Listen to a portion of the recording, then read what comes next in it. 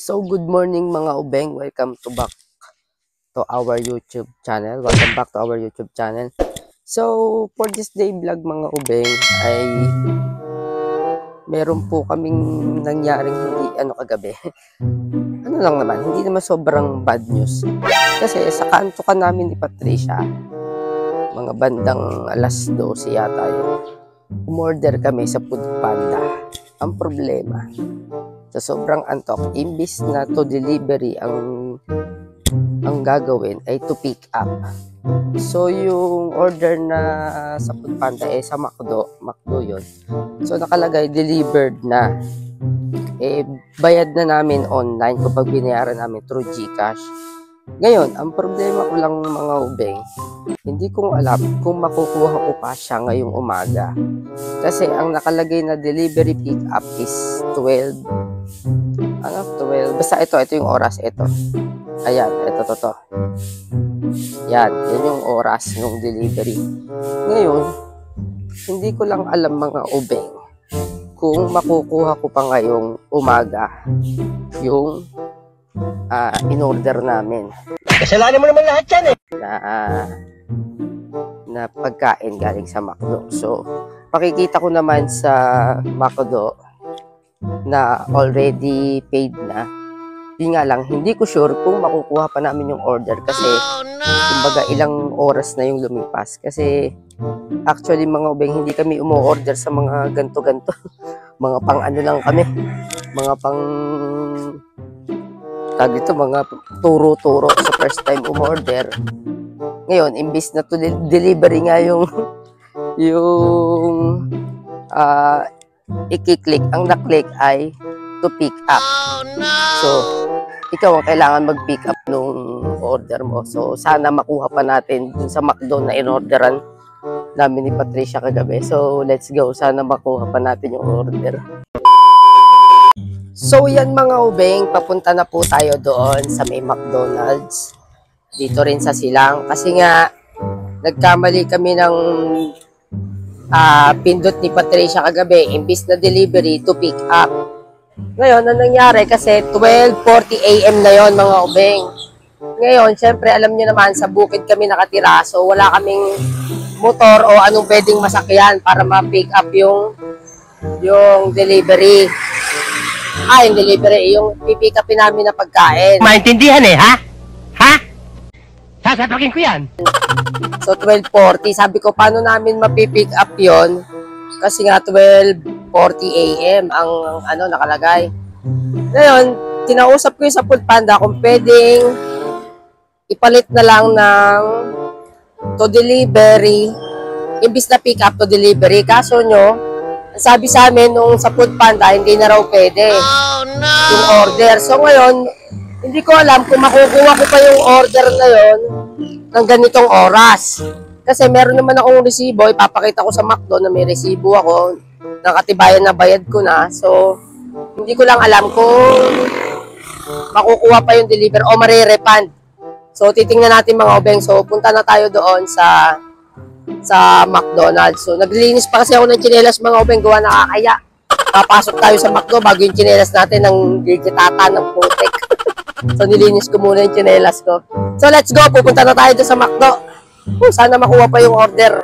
A few moments later. Ayun mga ubeng, makakahinga na ako ng maluwag na dahil nakuha natin yung pagkain. Sayang kasi nanginayang ako, hindi talaga ako makatulog kanina. So maraming salamat kina ate. Ate, thank you so much po. Maraming salamat. Thank you so much. Makakatulog na ako ng maayos mamaya. Ayan, nakuha natin yung pagkain mga ubeng. Sayang din kasi kung hindi ko makukuha mga ubeng. So, nakuha namin. Thank you po. Thank you. Thank you so much po. Salamat. Buti nakuha natin mga ubeng. Sayang din kasi yung 200 plus din 214. Yung in-order natin. So, ayan, nakuha na natin, Woohoo! Kinabahan ako kasi yun lang nangyari. Tsaka hindi po talaga ako nag-o-order sa mga ganito, mga ubeng. Ayan, So, nakuha na natin siya. Nakakatuwa. Woohoo! Ginagawa mo. Ay, kabahan ako. Kinabahan ako mga obeng. Akala ko talaga hindi ko makukuha yung pagkain na yun. Buti na lang nakuha natin. Ayan na. So makakauwi na tayo para kay Patricia. Bibili na lang tayo titingin tayo ng ano guys, ng puset. Yung request niyang puset. Kasi matagal na raw siyang hindi nakakakain ng puset. So pupunta muna tayong palengke para tumingin ng puset. So let's go. Thank you so much, McDonald's. Buti na lang talaga nakuha pa yung pagkain. Kinabahan ako. Salamat. So yan mga obeng, andito na tayo sa palengke ng Silang. Napakadaming tao, linggo kasi. Araw ng palengke. Pabili na tayo ng puset ni Patricia. Ayan. Yung kanyang request. Matagal na niya nire-request sa akin to eh. Yeah, may puset na tayo. 150. Ay, salamat po. Maraming salamat. May puset na tayo. Uwi na tayo. Para makakain. Dahil tanghalian na. Daming tao. Uwi na tayo. Uwi. Daming tao. Ingay. Ganito yung sinasabi sa amin ng elementary kapag ang ingay namin. Sabihin ano ba kayo? Nasa palengke? Ngayon, nagets ko na yung mga teacher. Bakit sinasabi nila, ano kayo? Nasa palengke, agang-aga. So, uwi na tayo. So, love, eto na yung iyong puset na request. Nakahanap na tayo. Lulutuin na lang natin mamayang gabi para hapunan mo. Kasi hindi po ako nakain ng seafoods, mga ubeng. Kaya si Patricia lang po ang kakain ng seafoods ngayon. Swerte niya. Siya po ang kakain ng puset na binili ko. Ayan. Ia-adobo na lang daw po natin. Pero marami to eh. Pwedeng ikalamares ko yung iba. So, uwi na tayo. Napakadaming tao mga ubeng. Let's go. Excuse me po. Excuse me. Daming tao. Uwi na tayo. So, ayun mga ubeng. Nandito na po ako sa bahay. Nakauwi na po ako. At ito na po si Patricia. Ayan, nagsesend po na, love. Ito na yung puset mo, Yeah. Ito na yung kanyang request pong puset. Tagal niya na puro kasi hindi nakakakain ng puset. Ayan, so 1 kilo binili ko. Anong sasabi mo sa request mong puset? Love you.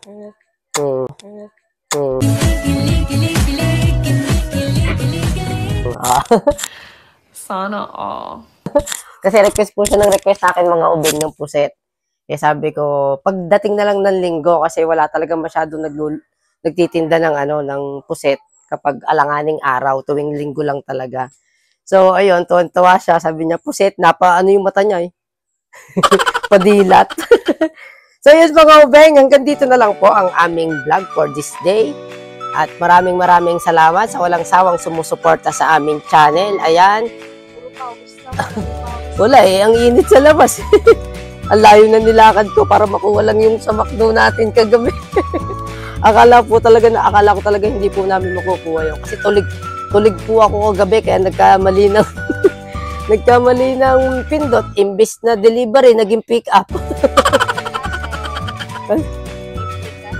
Hindi, tsaka kasi, alam mo yun, sama na yung gutom tsaka antok. kaya iba na yung napindot namin. Buti na lang at ako lang pala ang pumindot ng pick-up na yun. Pick-up. Buti na lang ayun at na-claim pa rin namin. So may pangalan pa nga doon sa resibo eh. Andito. Nakalagay yung for Food Panda. Ibig sabihin, naka-ready na pala talaga siya. Iniintay na lang ako na mag-claim. Ito. Yan, nadurog na. Ito mo. Food Panda. Ayun o. Customer JR Oliva. Ayan po. Nadurog lang eh. May number pa for Food Panda. Ayun. So yun na. Maraming salamat po pala sa mga crew ng McDonald's dyan sa Silang Highway sa bypass. Yung nag-assist sa akin doon. Maraming salamat. Doon sa branch manager. Thank you po. Kala ko talaga hindi makukuha yung foods. Buti okay na po. Maraming salamat. So yun lang mga beng. Sana nagustuhan nyo itong vlog na to for this day. Sa mga bago pa lang sa aming channel, ayan, don't forget to subscribe and click the notification bell para updated po kayo sa aming mga vlog. Maraming salamat po mga ubeng. Hanggang sa muling vlog. Thank you so much. God bless.